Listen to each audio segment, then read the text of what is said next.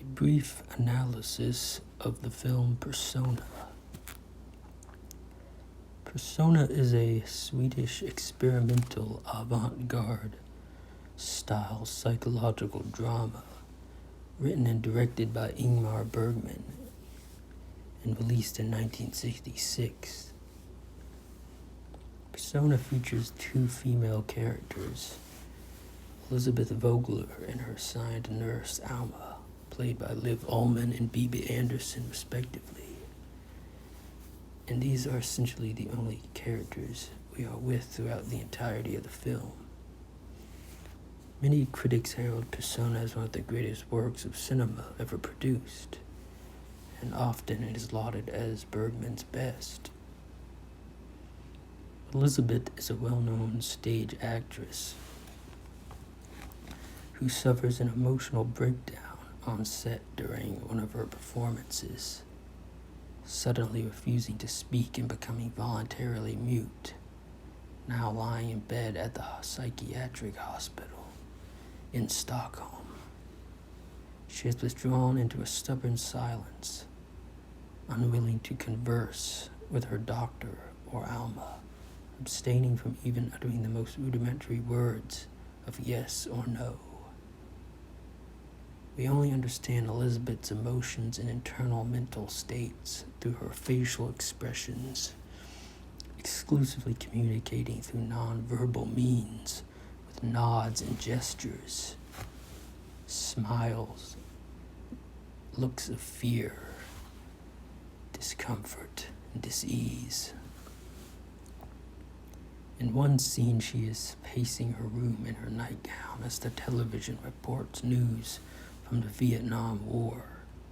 She begins staring at the screen as it shows the iconic footage of the Buddhist monk Thich Quang Duc's self-immolation on a busy Saigon street in 1963.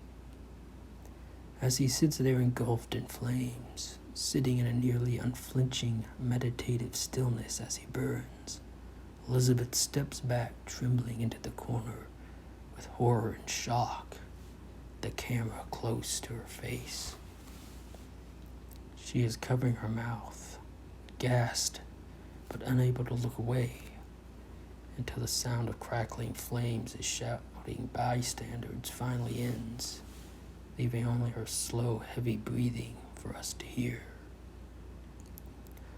Elizabeth's doctor, played by Margarita Kruk, recommends that Alma and her patient spend time at her idyllic summer house by the sea, seen as a therapeutically beneficial location to better help the unspeaking actress for the remainder of her recovery, which was filmed on the island of Faroe on the southeastern coast of Sweden.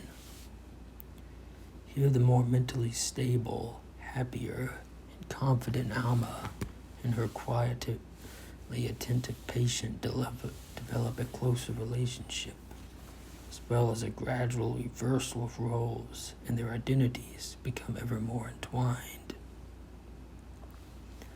Alma speaks freely and openly to Elizabeth, who is now someone who will listen without judgment as a psychoanalyst might.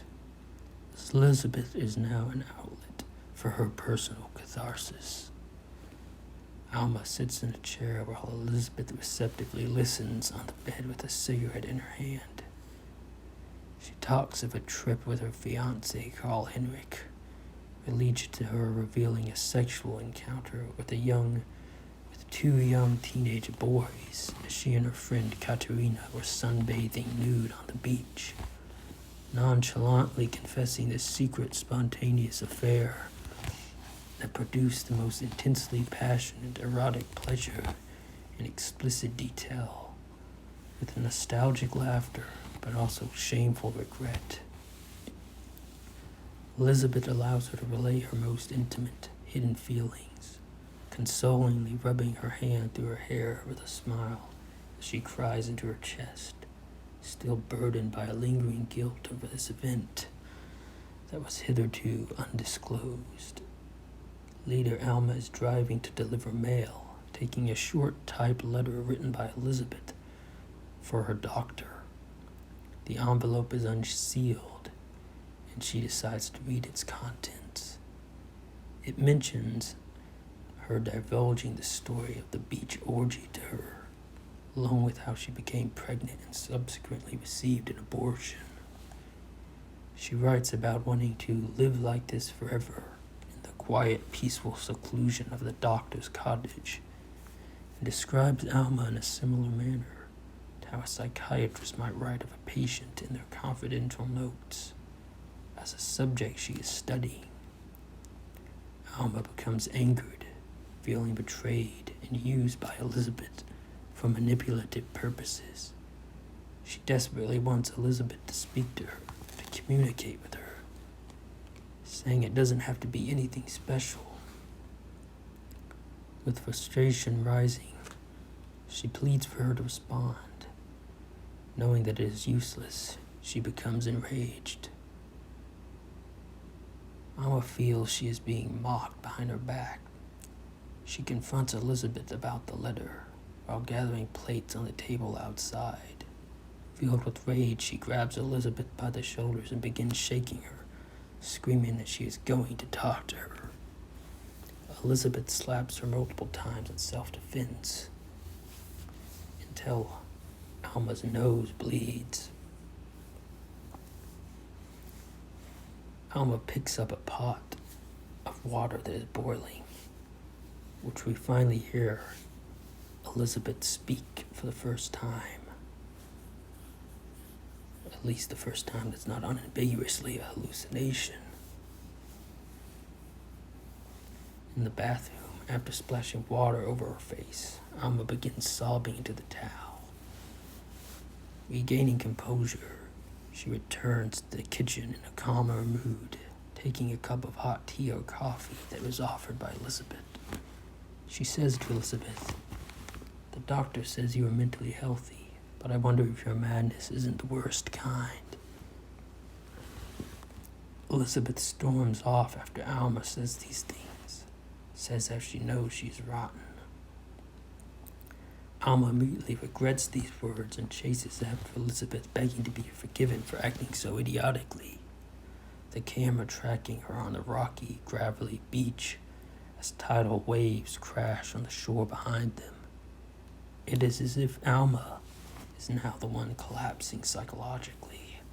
Her previous optimism and cheerful enthusiasm for the future is disintegrating, as if she were acting all alone, insecure in her own self-concept. Alma sits alone behind the rocks as night falls, almost as if in a trance, thinking, or maybe not thinking. At the same time, Elizabeth, visibly fatigued, falls into her bed stomach first. Flipping through the pages of a book, she takes out a photograph and is once again struck with the horrors of history and human suffering. It is the famous photograph of the boy with his arms raised as Polish Jews are being arrested at the Warsaw Ghetto following the uprising in the spring of 1943. She sets it in front of the kerosene lamp on the adjacent table, turns the knob which brightens the lamp, and then she lays her head on her hand and gazes intently at the face of the scared boy, the other women surrendering, the German soldiers, and the ends of their rifles. As the film continues, their identities become ever more interwoven.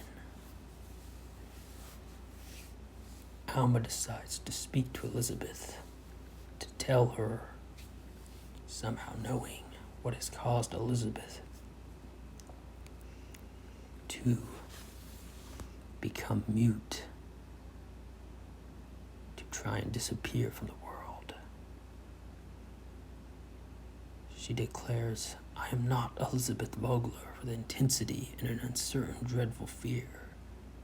She tries to convince herself that she is not like the cold, distant actress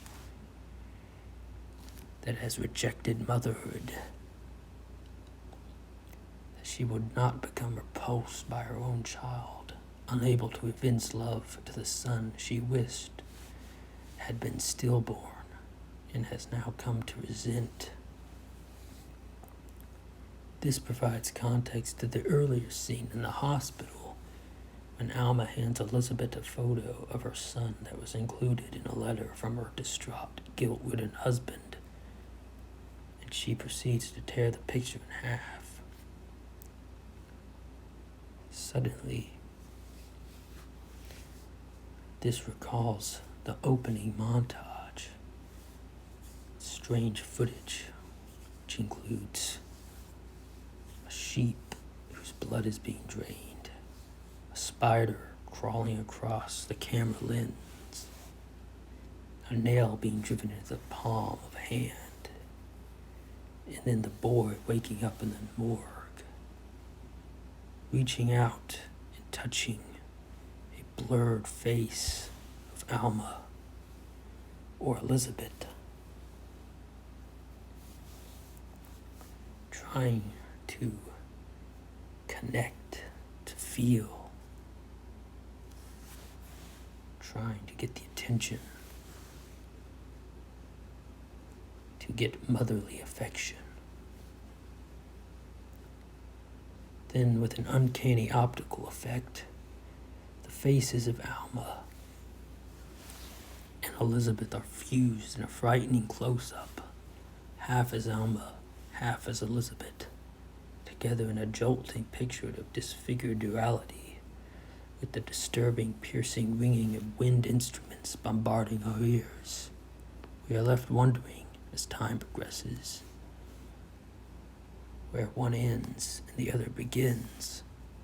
Elizabeth seeming at times like a projection of Alma's own subconscious, her shadow self, to use Jung's phrase, who also used the word persona, the film's title, to refer to an exterior identity separate from one's true self. Alma finally decides to leave. In her final scene with Elizabeth,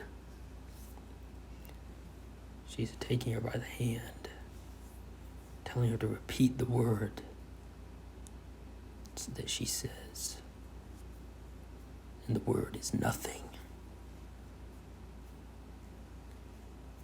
As if trying to silence a part of herself so that she would turn to ordinary existence.